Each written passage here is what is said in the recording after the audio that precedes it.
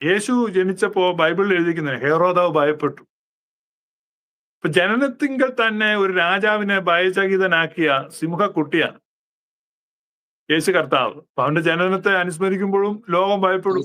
ആ സിംഹക്കുട്ടി എന്ന് പറഞ്ഞപ്പോ രോമം ഒന്ന് എഴുന്നേറ്റ് നിന്നോട്ടോ.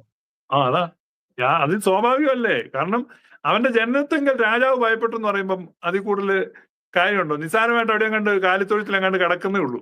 പക്ഷെ പേടിക്കണം.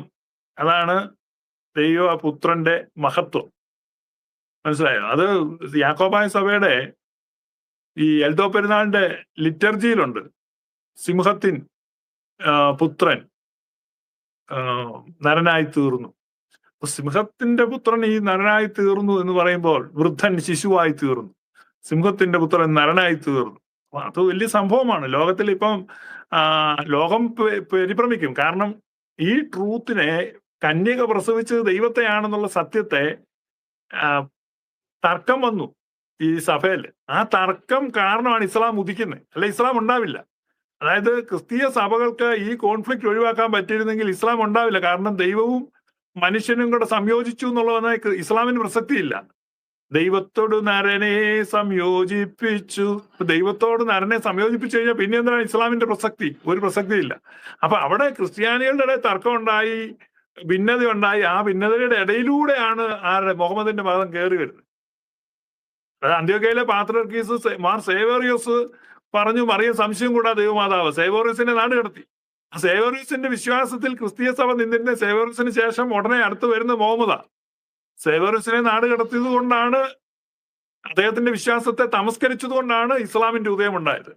അപ്പൊ ഇസ്ലാമിന്റെ ഉദയത്തിന് തൊട്ടു മുമ്പ് ഇസ്ലാമിന്റെ ഉദയത്തെ തടയാൻ പര്യാപ്തമായ ഉപദേശത്തെ അന്ത്യോക്യയുടെ പാത്രിയർക്കീസ് സേവേറിയോസ് അവതരിപ്പിച്ചിരുന്നു. പക്ഷേ അൺഫോർച്ചുനേറ്റ്ലി ക്രിസ്തീയ സഭയുടെ ഭൂരിഭാഗം ഈ കിഴക്കൻ പ്രദേശത്തുള്ള രാജാധികാരമുള്ള ആളുകളൊക്കെ അദ്ദേഹത്തെ തമസ്കരിച്ചു.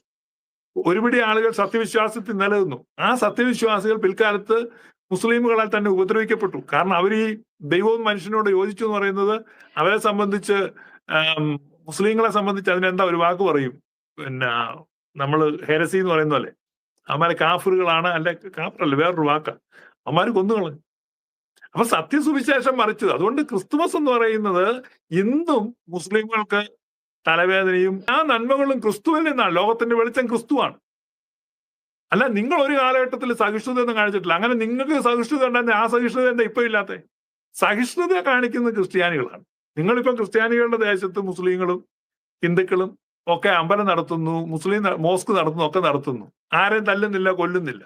പക്ഷെ ഇവിടെ ക്രിസ്ത്യാനികൾ ലോകം മുഴുവൻ കൊല്ലപ്പെടുകയാണ്, പീഡിപ്പിക്കപ്പെടുകയാണ്. ഒരു ക്രിസ്തവ അപ്പൂപ്പന്റെ കുപ്പായം വഴിയിരുന്ന് വിറ്റാൻ തല്ലുകൊള്ളുന്നുണ്ട്.